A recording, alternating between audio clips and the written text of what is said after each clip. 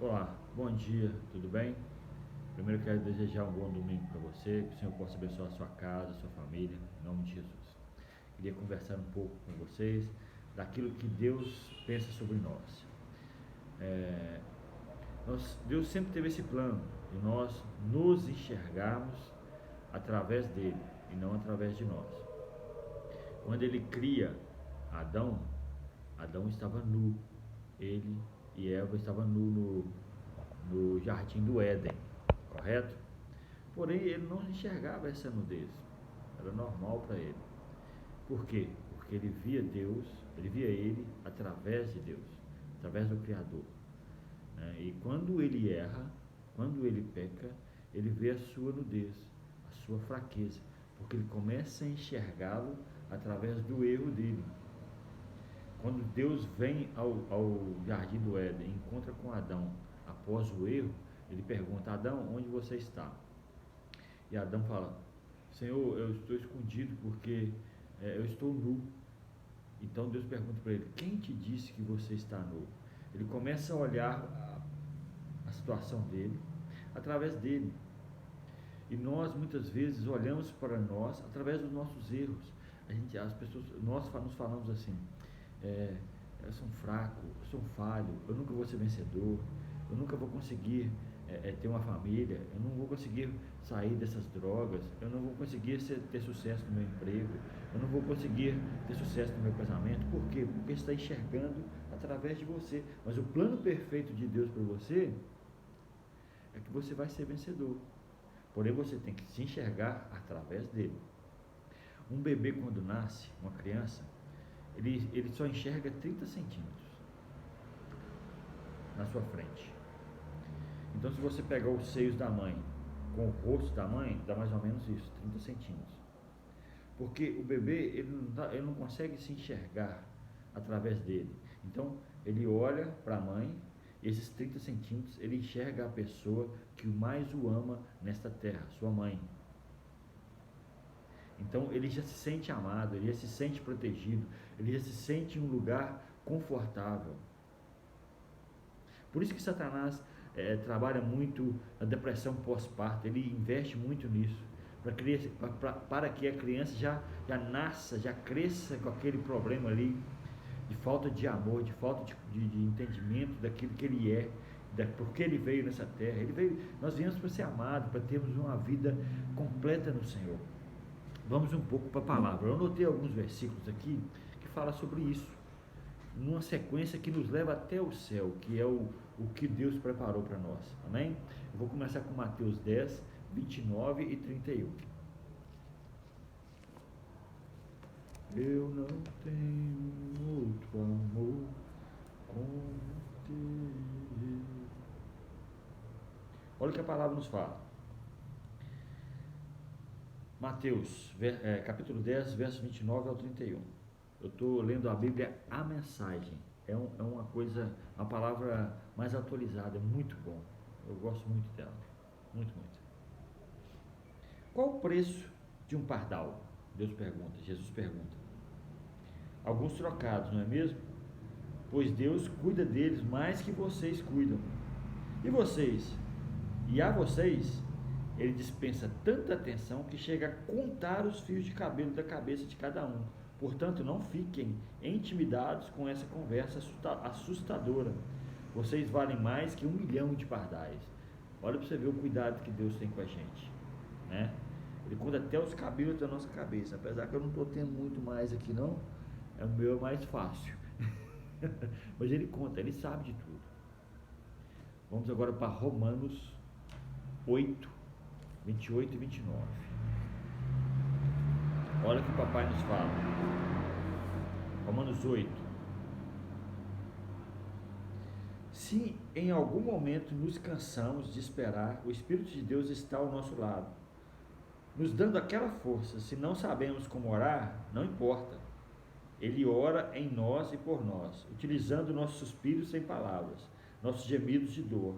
Ele nos conhece melhor que a nós mesmos, conhece nossa condição de gravidez e nos mantém na presença de Deus. Assim podemos ter certeza de que cada detalhe em nossa vida tem valor e tem valor.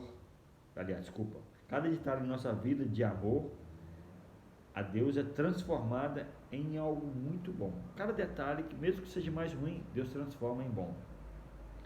Deus sempre soube o que estava fazendo. Ele decidiu desde o princípio moldar a vida daqueles que o amam, pelos mesmos padrão da vida do Filho, pois o Filho é o primogênito da fila, Jesus, na humanidade que ele restaurou. Nele vemos a vida humana em sua forma original. Depois de decidir como seus filhos deveriam ser, Deus continuou convidando as pessoas, chamando-os pelo nome. Em seguida, ele as firmou numa sólida base, nele mesmo. Após ter feito tudo isso, ele permanece com essas pessoas até o fim, concluindo gloriosamente o que havia iniciado. Ele te chama pelo nome, ele me chama pelo nome, ele nos conhece. Vamos para 1 Pedro, verso 2, 9 e 10. Nos fala assim a palavra: eles tropeçam e caem, porque se recusam a obedecer como foi predito. Mas vocês são os escolhidos de Deus, escolhidos para uma alta vocação do trabalho sacerdotal e para serem um povo santo. São instrumentos de Deus para fazer sua obra e falar por ele, e contar a todos quanta diferença ele fez na vida de vocês, de nada para alguma coisa, de rejeitados para aceitos. Nós temos que entender que Deus tem um chamado para a gente, e nesse chamado, nesse propósito de vida, ele nos usa para levar a palavra dele. Amém? Isso aí está bem descrito nisso aí em 1 Pedro. Agora vamos lá no início da palavra, lá em Êxodo, no Velho Testamento, para ver o que Deus fala conosco. Êxodo 19 fala assim: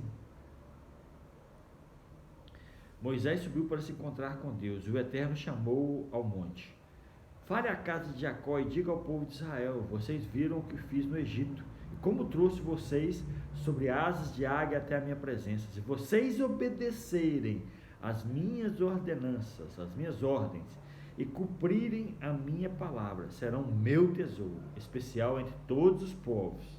Toda a terra é minha, mas eu os escolhi, porque vocês são especiais, um reino de sacerdote, uma nação santa. Deus tem chamado um povo santo, um povo para estar junto dele, para obedecer.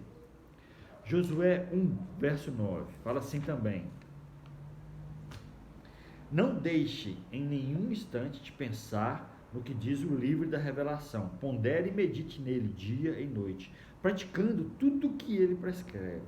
Então você alcançará o seu objetivo e será bem sucedido. Vou dizer de novo: seja corajoso e anime-se. O Eterno é seu Deus, está com você, e a cada passo nesse caminho ele te acompanha. Deus está com você, ele não te abandona horas nenhuma. Ele pede só obediência.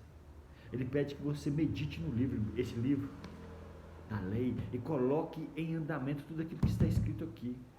O livro da vida, a Bíblia. Vamos para Romanos 8, 39. Olha para você ver o que fala aqui, que interessante. Romanos 8, 39. 38 e 39, desculpa. Eles nos matam a sangue frio porque odeiam a ti. Somos vítimas fáceis. Eles nos pegam um a um. Nada disso nos intimida, porque Jesus nos ama. Estou convencido de que nada, vivo ou morto, angelical ou demoníaco, atual ou futuro, alto ou baixo, pensável ou impensável, absolutamente nada pode se intrometer entre nós e o amor de Deus, quando vemos o modo com que Jesus, nosso Senhor, nos acolheu. Talvez você está pensando que a sua situação pode te afastar de Deus, a situação de pecado, a situação de erro, a situação de dificuldade financeira, a situação de dificuldade no casamento, dificuldade na vida, no trabalho, em qualquer área. Satanás tenta te acuar, porém nada pode te afastar do amor de Deus. A palavra que fala, nada. Esteja atento a isso.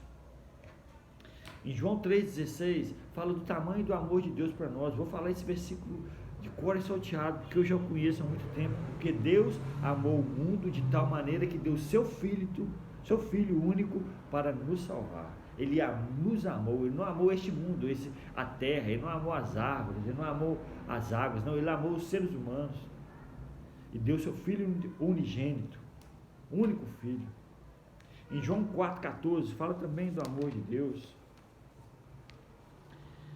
João 4,14 nos fala assim, Jesus disse, isso aí ele falando com a mulher samaritana, uma mulher pecadora, uma mulher que estava afastada de Deus, que tinha vários maridos, porém ele fala assim com ela, teve vários maridos, e esse quinto homem que estava com ela, não era o marido dela, provavelmente era um amante, né? Mas Jesus, no seu amor fraternal, quebrando os protocolos, porque um homem não poderia conversar com uma mulher samaritana naquela época, um homem judeu, mas para salvar a vida dela, Deus quebra o protocolo. Olha o que ele fala com ela.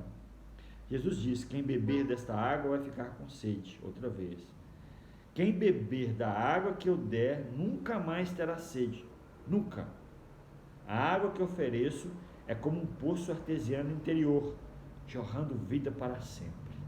É aqui, está aqui. Deus dá uma água que nos mata a sede, nos mata a nossa sede. O ser humano tem sede, a alma tem sede, porém Deus te dá para matar.